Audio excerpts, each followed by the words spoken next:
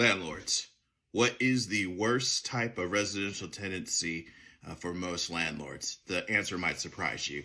Hi, my name is Rob Wells. I'm the Landlord Warrior on TikTok and YouTube. Please feel free to like, share, and subscribe to our videos. Now, from time to time, I run into landlords that that have lease terms that I probably would never recommend to a landlord to do in a residential tenancy, okay?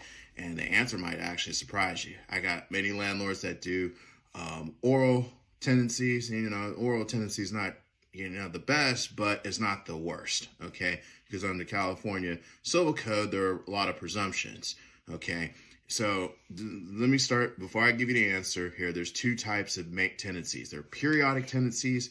The most common ones are month to month, week by week, day to day. Okay, there's those types of tenancies, and they're fixed term leases. A year, 2 years, so forth. Okay, now in the periodic tenancy family, there is such thing as a year-to-year lease. Okay, and for the residential tenancy context, I think that is the worst type of tenancy that a landlord can enter into, and here's why.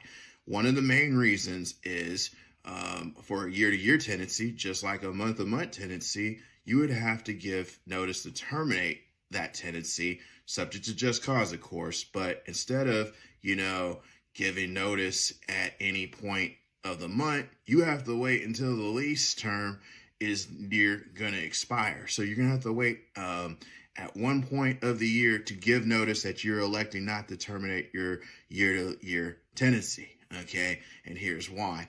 It's because it's going for a full year. And if you're in California, for example, and the tenants live there for longer than a year, you might have to give 60 days notice prior to the lease renewing again that you're not going to, continue on with the year-to-year tenancy.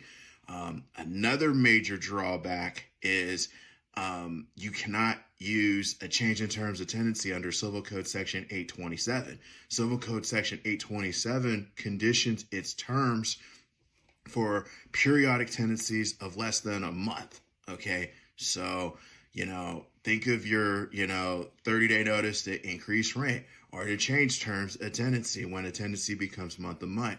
Well, that's not available to you if you have a year-to-year tenancy per the terms of Civil Code Section 827. Okay.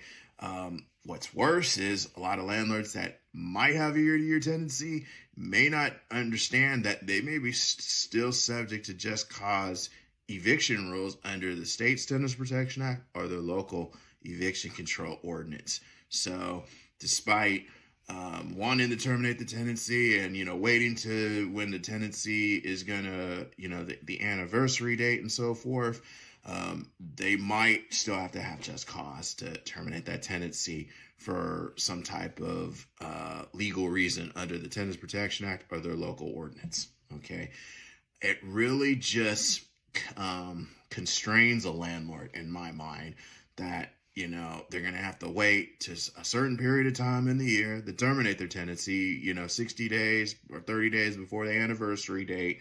And they might have to have just cause, and they can't unilaterally change the terms of the tenancy. That would mean that at the renewal of the tenancy, the landlord would have to give notice, or the landlord and tenant would have to agree mutually on those terms, because they can't do notice to change the terms of tenancy under Civil Code Section 827. So those are my thoughts. Probably the better move to do is, get into a fixed term lease for a year and do automatic renewals each year prior to the lease expiring. Landlord under the Tenants Protection Act, for example, if they're subject to the act, could demand that the tenant execute a lease for the same or similar term, basically on same and similar conditions, okay, for an additional term. If the tenant refuses to renew the lease pursuant to the landlord's request for renewal, that's actually just cause to terminate the tenancy under the State Tenant Protection Act. If you're in a local municipality, those rules might vary, so check your local listings. But you have more flexibility with a fixed term lease or even going month to month, okay? So I just don't recommend a year-to-year tenancy. But, that's each is your own type deal. Landlords, if you're in the Northern California area and you have questions about tenancies, what your rights are, or you have a problematic tenant situation, feel free to reach out. We might be able to help out. Put your comments, questions down below. I'll try to answer them to the best of my ability. Until next time, folks, I'll talk to you then. See ya.